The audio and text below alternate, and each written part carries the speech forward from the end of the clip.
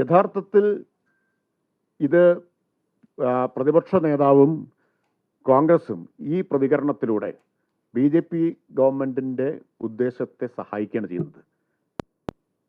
പേര് മാറ്റലാണോ പ്രശ്നം? പേര് വേണമെങ്കിൽ തിരിച്ചാക്കാന്ന് പറഞ്ഞു കഴിഞ്ഞാൽ ഇവർ വെട്ടിലായി പോവില്ലേ? അത് മാത്രമാണോ പ്രശ്നം?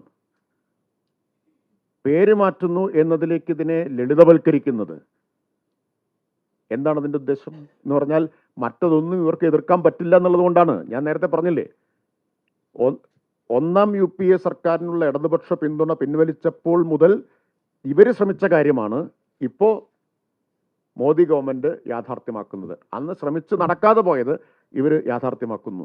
അതുകൊണ്ട് ഇവർക്ക് അഭിപ്രായ വ്യത്യാസം ഉണ്ടാവില്ല അതിലൊന്നും.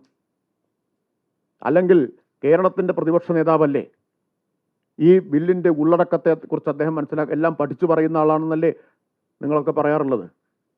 ഇല്ല, അല്ല, എന്നാൽ അങ്ങനെ കേൾക്കാറുണ്ട്, അത്രയേ ഉള്ളൂ. ആര് നിങ്ങൾ പറഞ്ഞിട്ടില്ലെങ്കിൽ ഞാൻ ഉത്തരവാദിത്വം നിങ്ങളുടെ തലയിൽ ഇടുന്നില്ല, കേൾക്കാറുണ്ട്. അപ്പോൾ ഞാൻ പറഞ്ഞത് എന്തോ ആവട്ടെ, അദ്ദേഹം അത് മനസ്സിലാക്കാതിരിക്കില്ലല്ലോ. കാരണം ഇന്നലെ മുതൽ ഇത് ചർച്ചയാണ്. ഇന്നിപ്പോൾ സമയം 12 മണിക്കാണ് അദ്ദേഹത്തിൻ്റെ പ്രതികരണം വരുന്നത്. ഇതുവരെ പേരുമാറ്റം മാത്രമേ അദ്ദേഹത്തിൻ്റെ ശ്രദ്ധയിൽപ്പെട്ടിട്ടുള്ളൂ.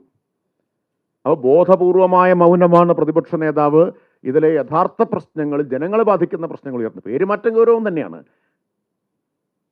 ഇതിലൊരു കെണിയുണ്ട്. പേരുമാറ്റത്തെ മാത്രം എതിർത്താൽ ശരി, നിങ്ങളുടെ എതിർപ്പ് പരിഗണിച്ച് പേര് ഞങ്ങൾ പഴയതാക്കാന്ന് പറഞ്ഞാൽ ഇവർ അനുകൂലിക്കുമോ? അനുകൂലിക്കേണ്ടി വരില്ലേ ഇവർക്ക്? കാരണം ഇവർ ഉയർത്തുന്ന എതിർപ്പ് അത് മാത്രമല്ലേ.